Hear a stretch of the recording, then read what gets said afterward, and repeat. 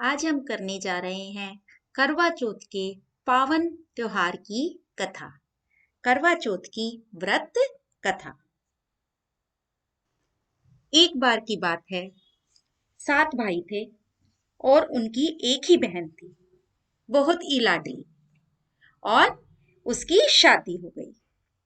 और शादी के बाद जब वह मायके आई हुई थी तो उसका करवा चौथ का व्रत आ गया। अब वह इतनी लाडली थी कि भाइयों को कुछ भी पता ना चला। उसने करवा चौथ का व्रत रखा और जैसे ही खाने का टाइम हुआ, उसके भाई जब खाना खाने के लिए बैठे तो उन्होंने अपनी बहन को भी खाना खाने के लिए कहा। लेकिन बहन ने बताया कि आज उसका करवा चौथ का व्रत है, जो उसने अपने पति की लंबी आयु के लिए रखा है। लेकिन भाइयों से बहन को भूखा देखा ना गया, तो उन्होंने सोचा बहन को खाना खिलाने के लिए कोई योजना बनानी चाहिए।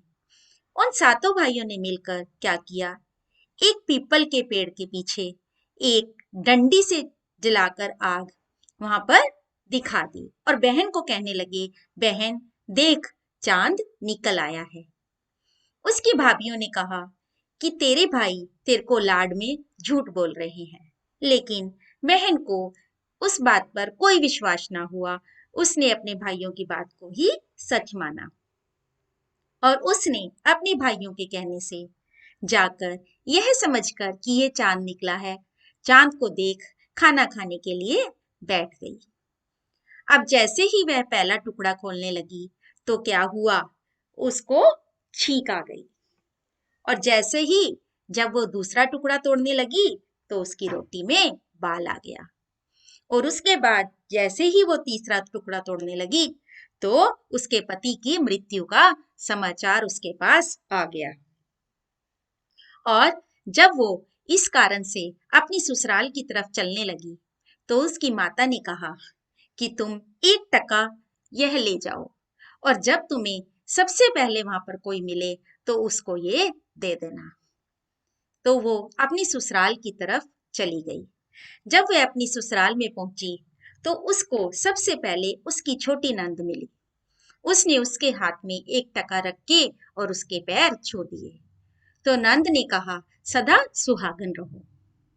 और जब वो घर में घुसी तो उसने देखा उसका पति चित पड़ा है। उसने कहा, मेरा पति मरा नहीं है। तो उसने अपने पति को अपने पास ही रख लिया और उसकी सेवा करने लगी। और भगवान की दया से वो उसी चतुर्थी का इंतजार करने लगी जिसका उसने यह व्रत रखा था। और ऐसे करते करते उसका वो दिन भी दोबारा से आ पहुंचा जो करवा चौथ का दिन उसने पहले मनाया था। तो वह सुबह से सज धज कर फिर से उस व्रत का पालन करने लगी। और उसने क्या देखा कि वहां से एक करवा बेचने वाली आई है। उसने उसे करवा देने के लिए कहा।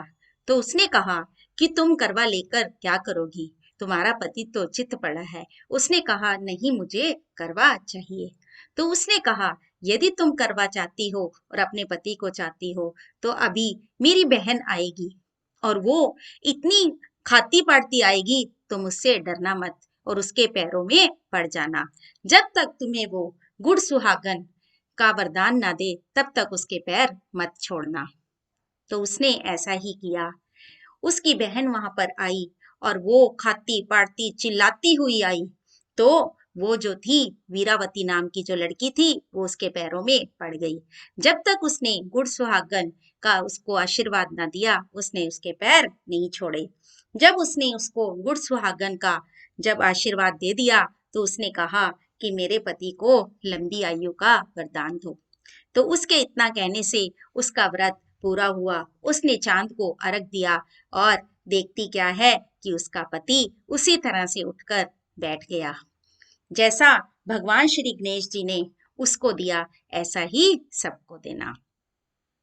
इससे पहले दिन औरतें सभी अपने हाथों पर मेहंदी लगाती हैं और सुबह को पूरी विधि के साथ इसका पूजन करके सरगई खाती हैं और सारा दिन व्रत रखती हैं और शाम के समय कथा करके अपना बायना निकालती हैं और अपने बड़ों को देती हैं और अंधेरा होने पर चांद निकलने पर चांद को देखती हैं और उसके बाद ही व्रत को खोलती हैं। धन्यवाद।